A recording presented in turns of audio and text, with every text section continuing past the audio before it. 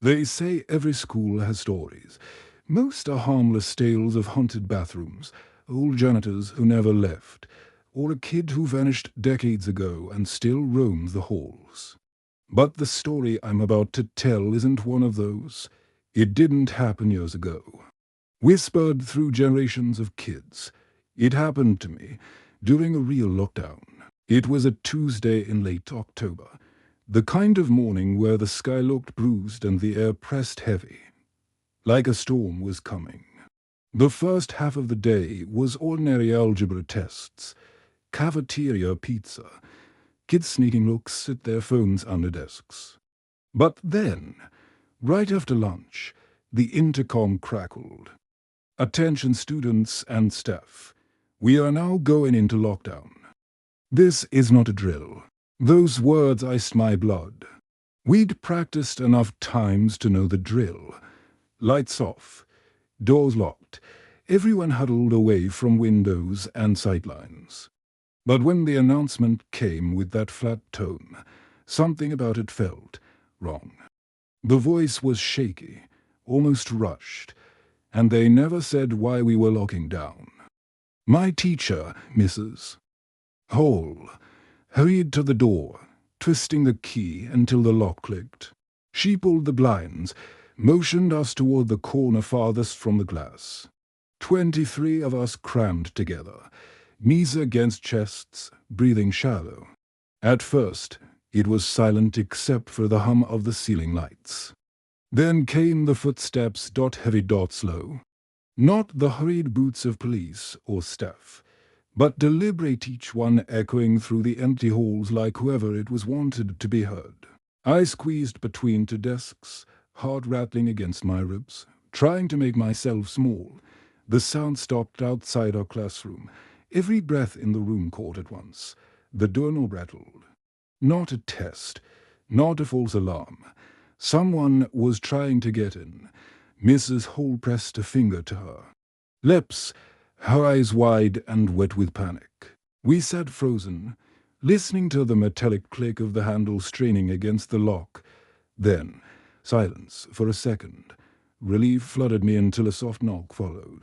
Not the urgent pounding of a police officer or a teacher trying to get in. Just 3 slow, deliberate taps. Knock, knock, knock. Whoever was out there knew we were inside. Minutes dragged like hours. The knocks stopped. But I couldn't shake the feeling that something was still out there. The hallways were too quiet. The kind of silence that isn't empty but expectant, like the building itself was holding its breath. And then the intercom clicked again. But it wasn't the principal's voice. It was a man. "Students," he said, almost sing-song, "don't be afraid. Come up now. I just want to see you." A girl next to me started sobbing quietly into her sleeve. Mrs. Hall shook her head violently, mouthing, "Don't move." The man's voice turned playful, mocking. "I know you're in there. I can hear you breathing." The intercom cut with a harsh crackle. By now, my phone buzzed in my pocket with messages from friends in other classrooms. "Do you hear him? Our door is rattling too. Someone's walking past the gym." Every story was the same. Whoever he was moving through the school, trying each door, taunting us through the speaker system. And no sirens. No police. It had been over 30 minutes since the lockdown started. Where were they? The air in the classroom felt heavier with each passing minute. My legs cramped, sweat prickled my forehead. A boy in the back muttered he couldn't take it anymore. Mrs. Hall squeezed his shoulder until he went still, tears cutting tracks down his cheeks. And then came the scratching. Faint at first, like fingernails dragging down the chopwood. It came from the door. Scritch, scritch, scritch. The sound burrowed under my skin, made my teeth ache. Whoever was out there wasn't trying to break in anymore. They were playing. The scratching grew louder, sharper, circling the frame. dragging along the metal until sparks squealed. Then it stopped. A whisper seeped through the crack under the door. Peekaboo. I clamped a hand over my mouth to keep from crying out. My vision tunneled, my chest tight with panic. No one moved. No one breathed. But I swore I could see shadows shifting against the sliver of light under the door. Then the footsteps retreated. Fading into the distance, the room stayed frozen. Waiting, listening, but deep down, I knew this wasn't over. Because something about that voice, the way it stretched words, the glee in its tone didn't sound human. And the worst part, I didn't think it was outside anymore. The air in the room was suffocating. We sat there in silence, long after the footsteps outside had faded away. Our nerves were stretched so thin that every creak in the old school building made us jump. I kept my eyes glued to the door, half expecting the knob to twitch again, half praying it wouldn't. The longer we waited, the more I realized something had changed. This silence wasn't normal anymore. It felt wrong. Usually, even during lockdown drills, you can still hear the little sounds of the school, the hum of vending machines in the hallway, the faint buzz of the exit signs, the distant clatter of lockers settling. But now, the building was dead.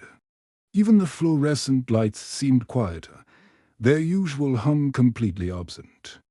It was as if the entire school had been drained of sound. Mrs. Hall tried to keep her voice steady, whispering, "Stay calm. Help is coming. Just stay put." But her eyes kept flicking toward the clock on the wall. Nearly an hour had passed. There were no police sirens, no announcement ending the lockdown. Nothing. A boy sitting across from me, Caleb, pulled out his phone.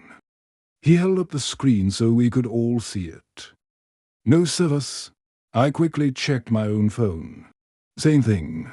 No bars, no Wi-Fi. Just a dead screen. That was impossible.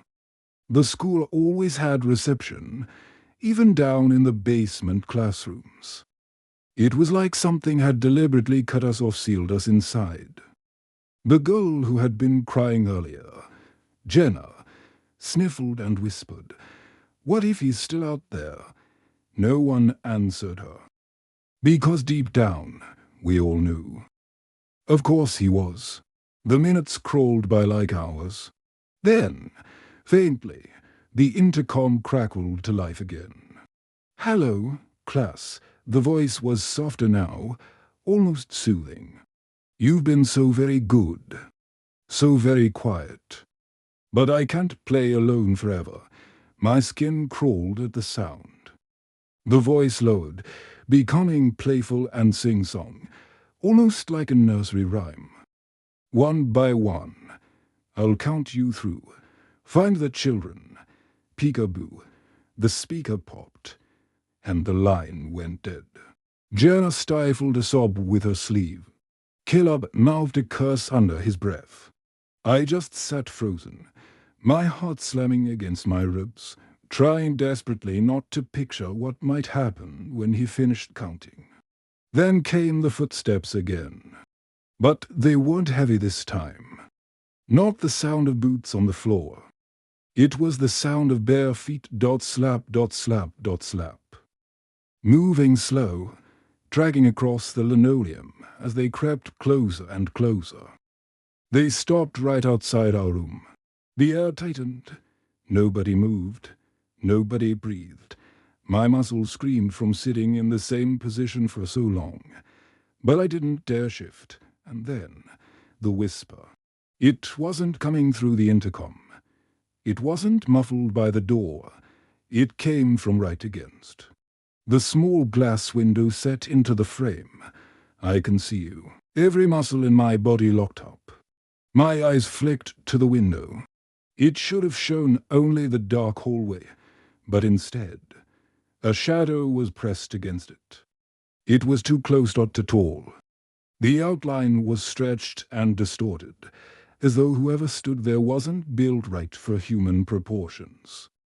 It had long, spindly arms, narrow shoulders, and a head that was tilted way too far to the side.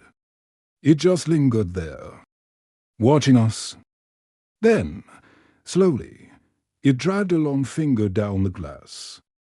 The squill set my teeth on edge. Screech. When it reached the bottom, the shadow slipped away into the darkness. We all exhaled at once, a shaky, collective release of breath. But the relief didn't last, because the door began to shake. Not the knob this time, the entire frame. The metal groaned, vibrating, as though something incredibly heavy was ramming against it, over and over again. The desks we'd stacked against it rattled violently, nearly toppling over. Kids started crying openly, now misses. Hall pressed her back against the door, trying to hold it steady, but she was trembling too much to make a difference. Just when it felt like the hinges were about to give, the pounding stopped. Silence fell again. I thought maybe he'd moved on until a sound rose from inside the classroom, a giggle. High-pitched, childlike. It came from the far corner of the room, where shadows pooled between a tall filing cabinet and the wall. Everyone turned toward the sound at once. "Who's there, Mrs.?" Hall's voice cracked. There was no answer. Just another giggle, echoing from a spot where no one was sitting. My blood ran cold. There were 23 of us in the room. I had counted. I knew exactly how many students were huddled in that corner. But now, as my eyes strained against the dark, it looked like 24.